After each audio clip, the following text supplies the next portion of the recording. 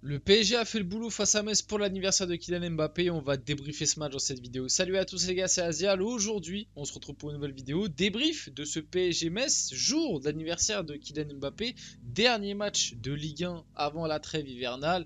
Victoire 3-1. Match quand même globalement maîtrisé, même s'il y a pas mal de choses intéressantes à voir. Et on pourra aussi parler un peu d'animation, de joueurs, de prestations individuelles, de comment Luis Enrique a quand même, je trouve, su bien remotiver, repositionner ce PSG là qui a pondu quand même une première mi-temps très compliquée, une deuxième mi-temps de bien meilleure facture. Donc il y a pas mal de choses intéressantes à voir, même si le match était globalement pas osef, parce que c'est quand même important d'avoir une victoire du PSG. Le PSG n'est pas encore champion d'office, mais vous avez compris, c'était pas un match non plus d'une grande importance. Malgré tout, le PSG a fait le boulot, 3-1. Avant qu'on rentre dans le vif du sujet, comme d'habitude, n'hésitez pas à liker, à commenter, à partager, à vous abonner. Et puis on va pouvoir partir dès maintenant. Il y a pas mal de choses intéressantes. On va aussi parler de la rentrée d'Ethan Mbappé. On va voir tout ça dans la vidéo. Donc déjà, fait important pour commencer la vidéo, Warren Zaïre-Emery, 17 ans, dispute déjà son 50e match avec le PSG. C'est vrai que c'est quand même assez fou. Warren Zaïre-Emery, 17 ans, bientôt 18, seulement une saison et demie au PSG, encore que l'année dernière il a quand même pas énormément joué au début de l'année. Déjà 50 matchs avec le PSG, c'est là qu'on voit quand même l'importance qu'il a, surtout qu'il a pris cette saison depuis l'arrivée de Luis Enrique. Et je tiens quand même à le rappeler, attention à ne pas trop le cramer, c'est quand même important parce qu'il a sorti quelques masterclass très récemment, mais il était blessé à la cheville il n'y a pas si longtemps que ça. Normalement, on ne devait pas l'avoir avant début 2024, il a réussi à revenir avant. Attention à pas trop l'utiliser, à pas trop le cramer, j'ai pas envie qu'on gâche ce diamant qui est Zaïre Emery. Voilà, c'était la petite parenthèse, la petite aparté. Bon, passons un petit peu au but parisien, vite fait, parce que là, on va le voir, le premier but parisien, but de Vitinha qui arrive à la 49e minute de jeu. Donc oui, 49e, ça veut dire que la première mi-temps, il s'est rien passé. En tout cas, pas grand-chose d'intéressant. Cette première mi-temps, pourquoi je pense que il s'est pas passé grand chose d'intéressant? Déjà parce que tu as eu une animation offensive très pauvre. Globalement, les joueurs ont eu énormément de mal à se trouver.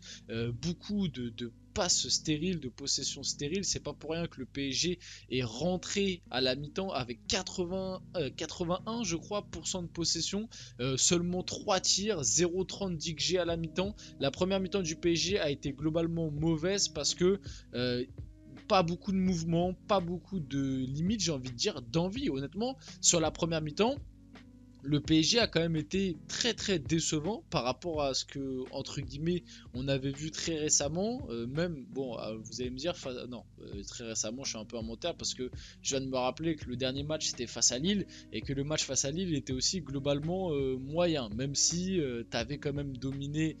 Surtout sur les 60 premières minutes, après le reste ça a été plus compliqué. Non mais bref, oui, la première mi-temps parisienne, franchement très moyenne, mauvaise. Il y a eu une adaptation tactique en deuxième mi-temps et moi je pense que c'est ça qui a fait un peu la différence parce que vite fait pour parler, en première mi-temps le PSG a joué un sorte de 4...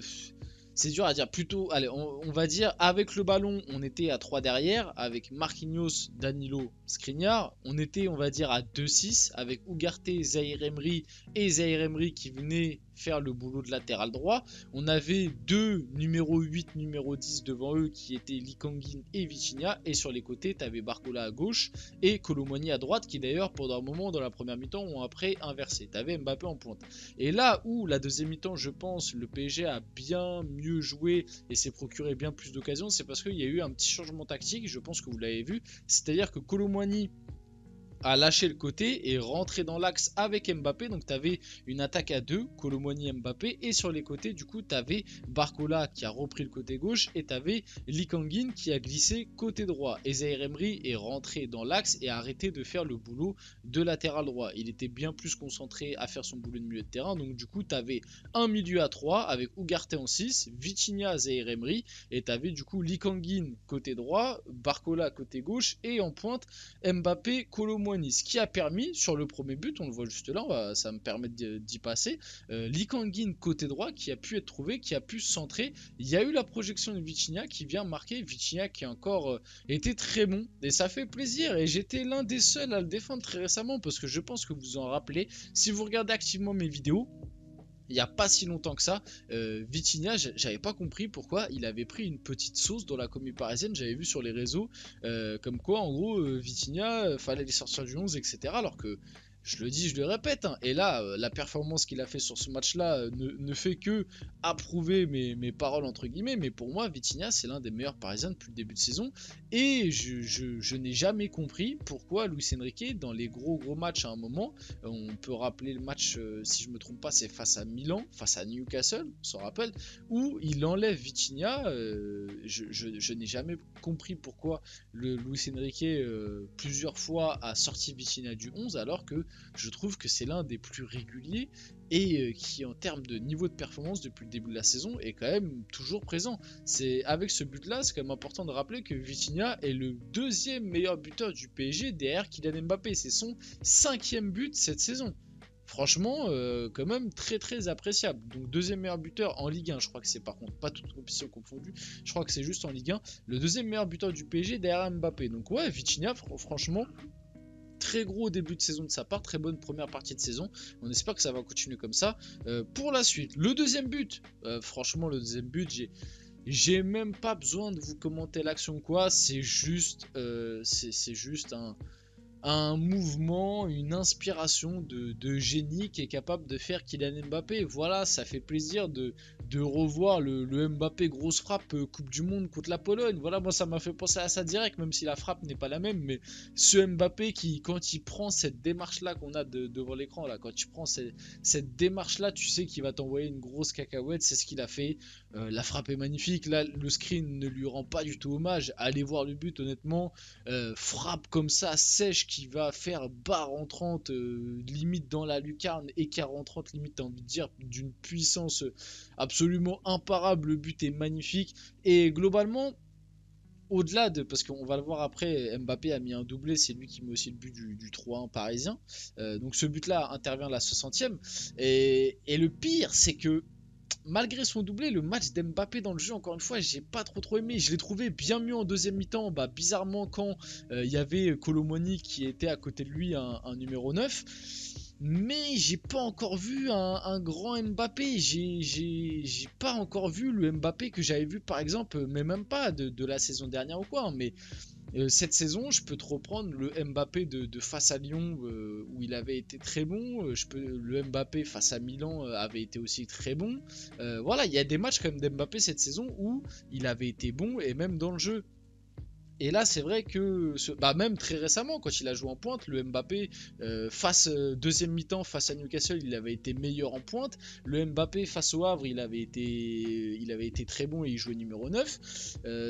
Ouais, je sais pas. Bon, après, il met doublé. Plaisir quand même, c'est pas un match, c'est quand même un bon match. Mais dans le jeu, ouais, il manque encore un petit truc. Et bon, on verra à la suite de la trêve. Hein. Certains n'arrêtent pas de nous dire que c'est parce qu'il a eu une trêve, enfin une prépa physique tronquée. Donc on verra après la trêve, quand il aura une prépa physique refaite, on va dire, avec le groupe comme c'est prévu normalement en janvier.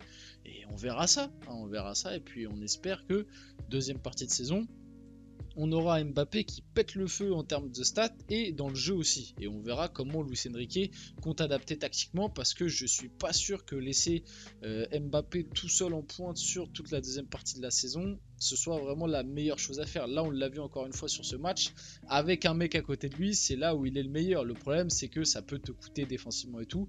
Bref, ça c'est tout un souci tactique qui n'est pas le mien. Je laisse Luis Enrique dans ce bourbier-là, honnêtement. Le but messin de Mathieu Houdel sur corner, encore une fois, ça montre la fragilité du PSG sur les coups de pied arrêtés. On a vraiment un souci sur les duels aériens plus globalement. Et ouais, les coups de pied arrêtés, c'est là où on est très friable. On avait déjà pris exactement quasiment le même but face à Nantes la semaine dernière. Non, c'était il y a 2 semaines. Enfin bref, il n'y a pas très longtemps en Ligue 1, on avait déjà pris ce but-là face à Nantes quand on avait gagné 2-1. Donc ouais, il y a encore un souci là-dessus. Pourtant, on a des grands gabarit quand même, hein. Marquinhos qui est bon de la tête, on avait Skriniar était sorti à ce moment-là, mais Danilo Pereira, etc. Et malgré tout, on se fait souvent manger sur les coups de pied arrêtés et dans les duels aériens. Et ça, c'est inquiétant. Et peut-être qu'il va falloir aussi privilégier ça pour des potentielles prochaines recrues. Prendre des mecs qui sont aussi capables de gagner un peu des ballons de la tête. Parce que c'est vrai qu'actuellement, dans l'effectif, on a beaucoup de petits formats. Et le dernier but d'Mbappé, pour finir la vidéo, sur une interception, mauvaise relance Messine, franchement ça c'est une grosse bourde. Mbappé qui pour une fois qui fait un pressing, ça lui offre un but. Vite fait aussi pour parler d'Ethan Mbappé qui a fait ses débuts ce soir en Ligue 1 avec le PSG. À seulement 16 ans, Ethan Mbappé a fait ses débuts en Ligue 1 aux côtés de son grand frère. En 2017, Ethan Mbappé posait fièrement avec son frère. Après sa signature à Paris, aujourd'hui les deux hommes sont coéquipiers. Bon, j'ai pas grand chose à dire sur sa prestation puisqu'il est rentré 5 minutes, mais ça fait plaisir de voir Ethan Mbappé rentrer, avoir ses premières minutes de jeu, et on espère qu'il aura un grand avenir sous le maillot parisien. Voilà, on finit la vidéo là-dessus. J'espère que la vidéo vous a plu. Si c'est le cas, n'hésitez pas à la liker, à commenter, à partager, à vous abonner. Les gars, c'était Azial et on se retrouve très rapidement pour une prochaine vidéo.